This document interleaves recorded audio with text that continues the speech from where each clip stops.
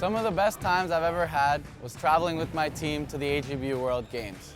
Not only did we get to represent our AGBU city, we got to meet fellow Armenians from all over the world. I enrolled my children in the AGBU sports program 5 years ago, and I can't explain the change that they've had over the years. They have great physical activity, they've got a lot of discipline in their life, and they've developed a great friendship with fellow Armenians.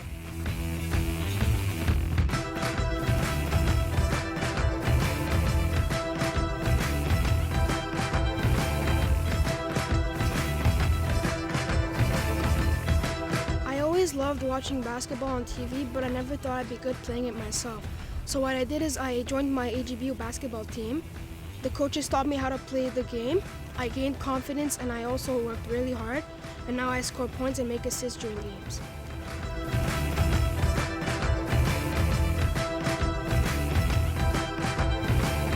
Although we love playing the game, it doesn't matter whether we win or lose. The important part is we love spending time with our teammates and our sister cities.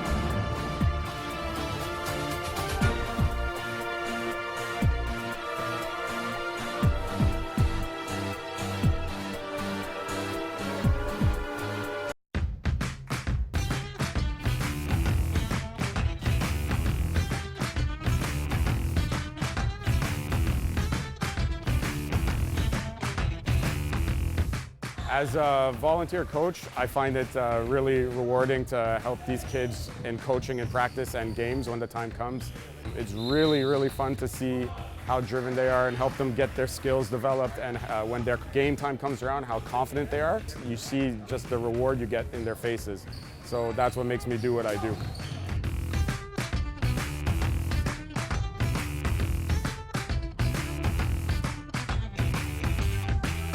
Through the network of AGBU Sports, I've learned that I'm a part of something bigger and greater than just a game.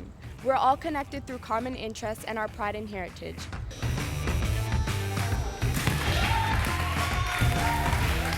My son really enjoys being in the Saturday program for the athletics department at AGBU, and he's able to spend some time getting some good physical activity, spending some time with his friends, and we're able to come down and watch him during the soccer program every Saturday, so he really enjoys it.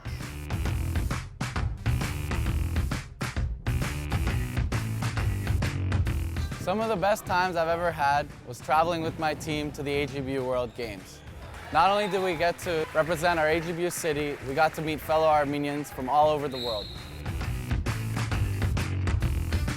I enrolled my children in the AGBU sports program 5 years ago, and I can't explain the change that they've had over the years. They have great physical activity, they've got a lot of discipline in their life, and they've developed a great friendship with fellow Armenians.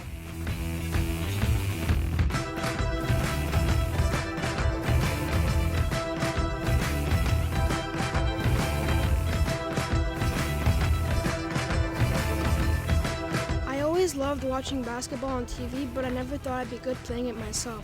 So what I did is I joined my AGBU basketball team. The coaches taught me how to play the game. I gained confidence and I also worked really hard. And now I score points and make assists during games.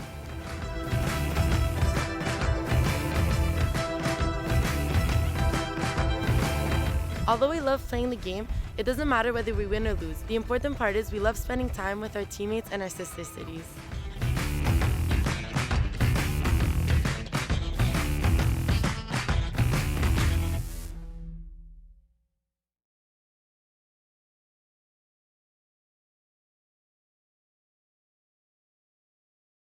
Հայկական բարեգործական ընդհանուր միության եթերից բարև ձեզ սիրելի հեռուստադիտողներ։ Մեր այսօրվա ծրագիրը ուզում եմ ամբողջությամբ նվիրել հայկական բարեգործական ընդհանուր միությանը։ Ինչպես գիտեք, ընդամենը 1 ամիս առաջ կամ 2 ամիս առաջ բարեգործական ընդհանուր միությունը տոնեց իր գոյության 110-րդ ստեղծման 110-րդ տարին, եւ այո, այսօր 110 տարի է ինչ գոյատևում է հայկական բարեգործական ընդհանուր միությունը եւ իր գործը կատարում է ստեղծման օրվանից մինչեւ այսօր այնտեղ, որտեղ անհրաժեշտ է։ Նրանք միշտ ներկա են այն պատերից ներս, որտեղ դրա կարիքը կա։ Եվ իհարկե հայկական բարեգործական ընդհանուր միությունը ունի իր սյուներին, այդ սյուները երբեք չեն կործանվում, այդ սյուները երբեք չեն քանդվում։ Այսօր ուզում ենք բոլորս միասին դիտել հայկական բարեգործական ընդհանուր միության շատ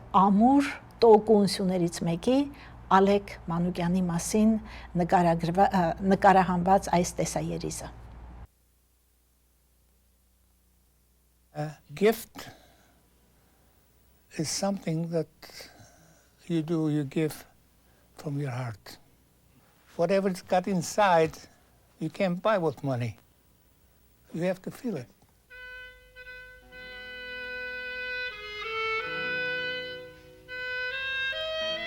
How do you honor a legend? How do you celebrate his life? How do you say thank you? People all over the world have paid tribute to him, and now it is our turn. Now he is home.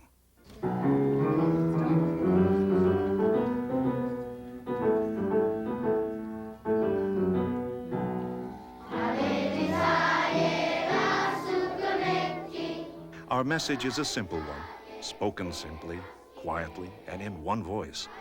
The voice of our friend, our father, our brother, our benefactor, our teacher, and our beloved president of the Armenian General Benevolent Union, Alik Manugyan.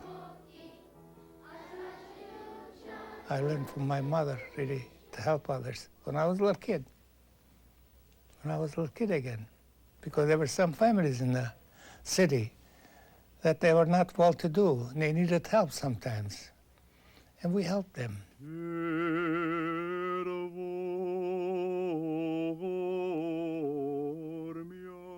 The church has preserved the Armenian nation all these years. If it wasn't for our church, we would have been lost a long time ago. Because church was our home. We loved it. We were Christians. We loved it because church ran all the schools. Our children went to church schools. That's where they learned their language, their history, and everything else. In church, in the ceremony, we have 2 candle bearers. Two boys that go with the priest, wherever he goes and all that. See. They were gonna choose another candle bearer because the one was grown up and was gonna go into the choir. They were gonna elect somebody else. And I was very anxious to be elected. There were 3 candidates. And my father was treasurer of the church. He was always been a treasurer in the church. I asked my father, I said, Dad, I said, they're gonna elect a candle bearer. Would you help me? Will you help me? He says, no. You're on your own. You have to fight for your rights. So fortunately, I was elected candle bearer.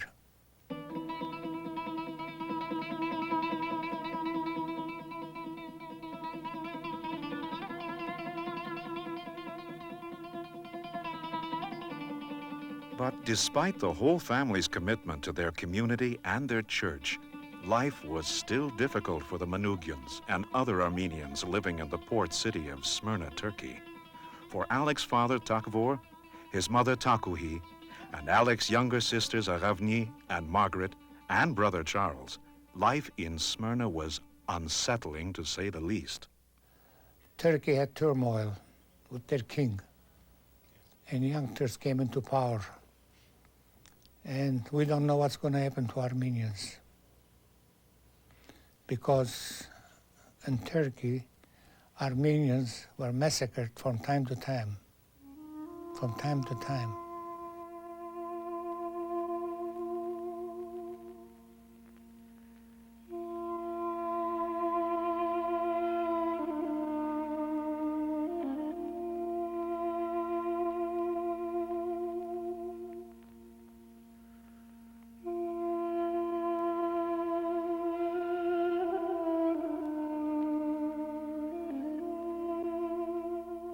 Finally, young Alec, after laboring as a student and an apprentice for most of his youth, decided that only by coming to America could he fulfill his dreams.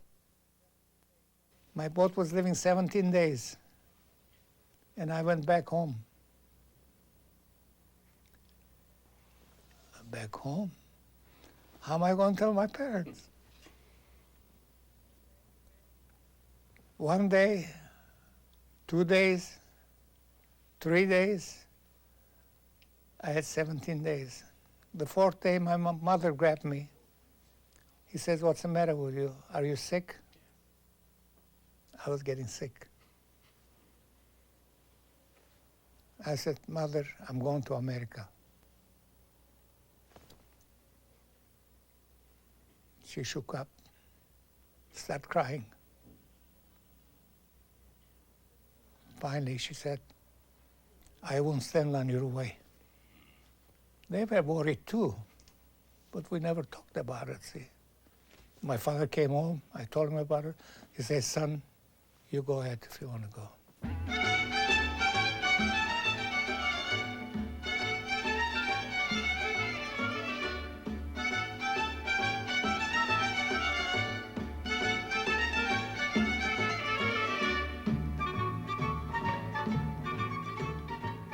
In 1920, Alec Manoogian came to America, settling for a while in Bridgeport, Connecticut. Alec worked in a confectionery store and a factory where his job was to shine spoons. The bright young immigrant could speak 5 languages. Unfortunately, English was not one of them.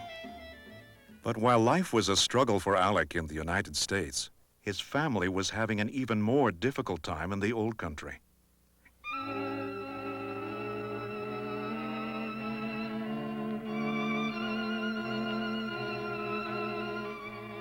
Just 2 years after he left Smyrna, Alec's family was forced to flee the latest wave of Turkish persecution.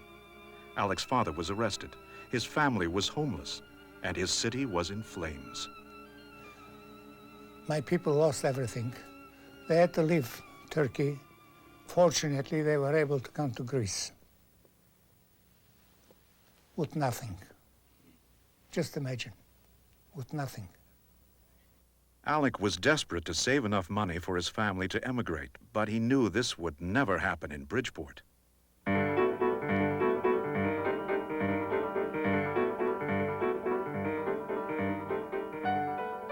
In 1924, Alec Manoogian moved to Detroit, where he knew he could earn more money, and even more importantly, be closer to Windsor and the Canadian border when it came time to bring his family over. In Detroit, Alec tried to support himself by working at several small shops and factories, but it still wasn't easy. Prospective employers would ask the young immigrant if he knew how to work a certain kind of drill press or a lathe. And Alec, in his best English, would say, of course he could, when of course he couldn't.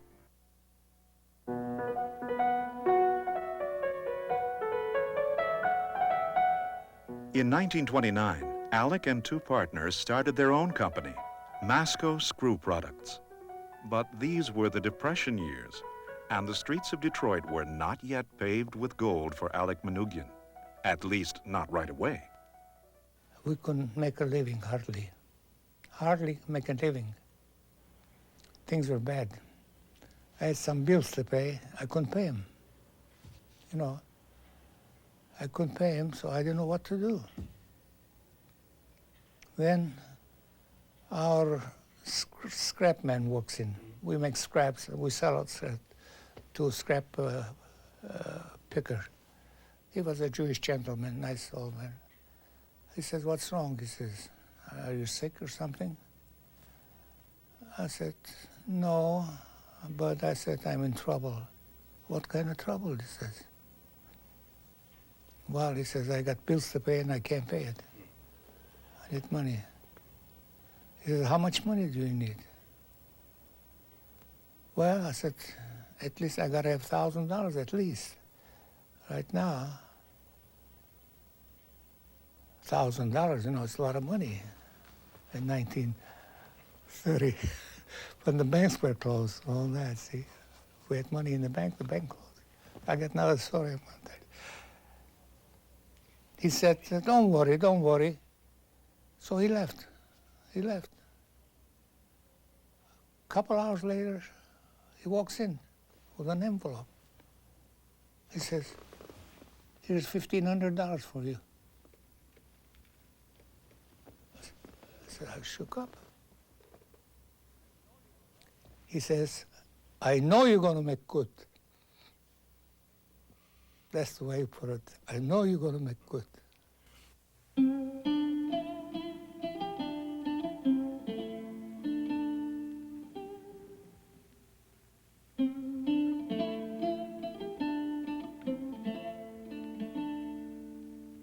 In 1930, Alex Manoogian found another partner.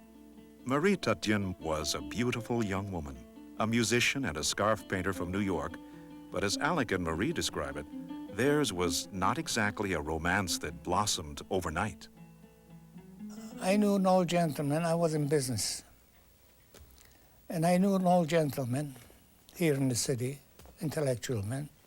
He was about 70. Came to me one day. He says, talking, he says, she says, I met a nice girl. Oh, he says, start bragging about it. I said, what's the matter with you? Going to get married again? He was single, see? He says, no, he says, it's for you. I don't remember the details, but we were in the car, sitting in the car together. And of course, we said it looked like as if we were going to match. But he said, you know, I can't get married for a year. Did he tell you that? My business is not good. I can't afford it, see? I can't afford it. My parents in Greece, you know, I have to support them and all that. So we waited 1 year. And sure enough, at the end of that 1 year exactly, he came over and he said, it's all over, let's get married.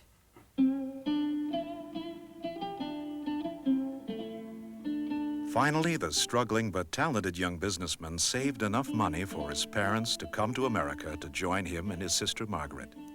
And a few years later, Alec was able to bring the rest of his family, Haravni, Charles, and his younger brother George, who was born in Greece.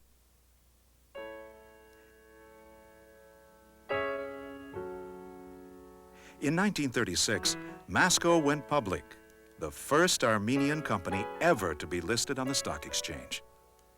At last, life started to improve for the Manoogians of Detroit, which by now included two new additions to the family, Louise and Richard.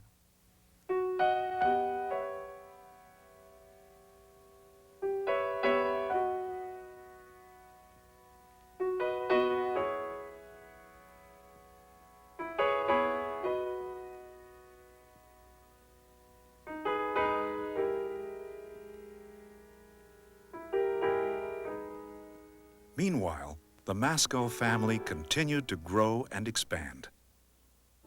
In 1942, assisting in the nation's war effort earned the small metalworks company its first $1 million. In 1948, Masco moved to new headquarters in Dearborn. And then something happened to change the course of Alec Manoogian's life and Masco forever.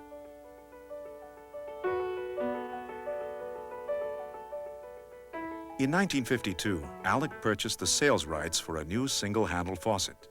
And after 3 years of research and development, Masco began production of the remarkable Delta faucet. We grew from nothing. When I started, Masco had nothing.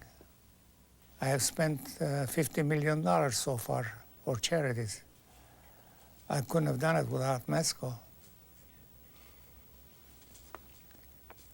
And I couldn't have done what I did without the AGBU.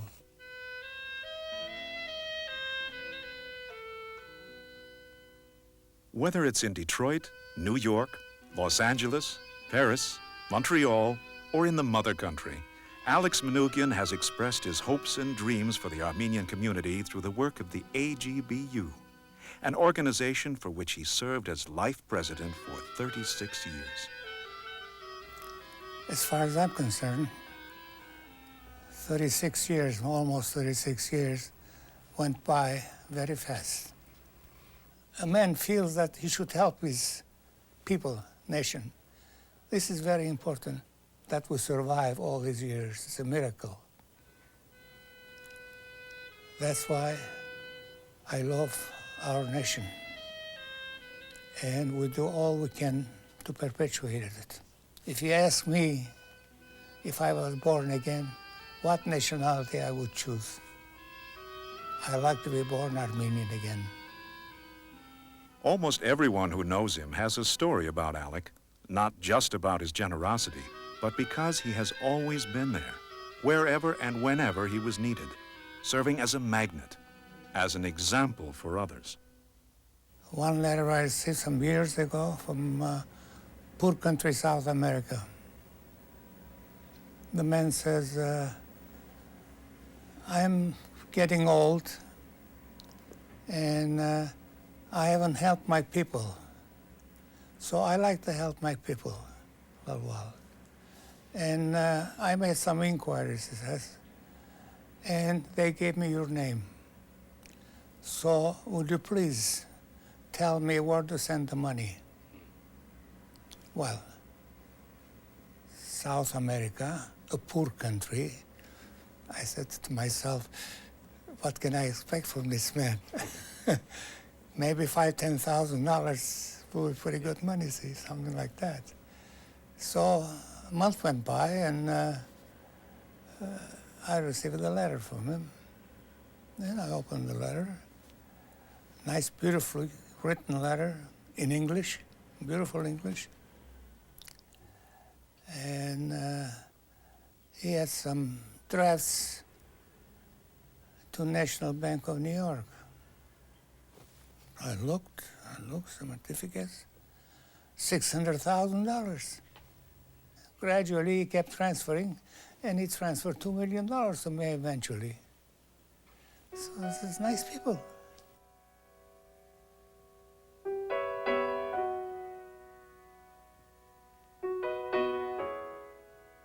Սիրելի եւ հարգելի պարոն նախագահ, ազատ եւ անկախ Հայաստանի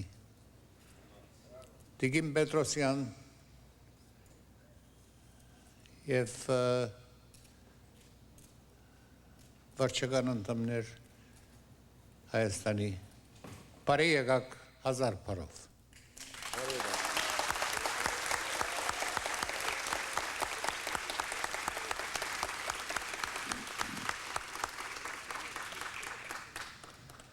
Իմ փապակս էր, որ ես կարենայի Հայաստան այցելել այս վերջին 10 տարիներուն, բայց դժբախտաբար առողջական վիճակս չներեց, որ կամ Հայաստան։ Ուրախ եմ, որ դուք եկաք այցելել մեզի եւ Հայաստանը բերել մեզի, որոնց համար շնորհակալ եմ։ Իմ խորին հարգանքի տուրքը մատուցելու մի մարդու պարոն Ալեք Մանուկյանին, որը շուրջ 1 դար է արդեն 100 տարի գրել է մեր ժողովրդի բոլոր տառապանքները, ապրել ժողովրդի ցավերով, տեսել մեր ժողովրդի կարճատև ուրախության պահերը, ոգևորվել այդ պահերով եւ ծառայել անձնուրաց անվերապահ մեր ժողովրդին, մեր եկեղեցուն, մեր կրթությանը, մեր պետականությանը։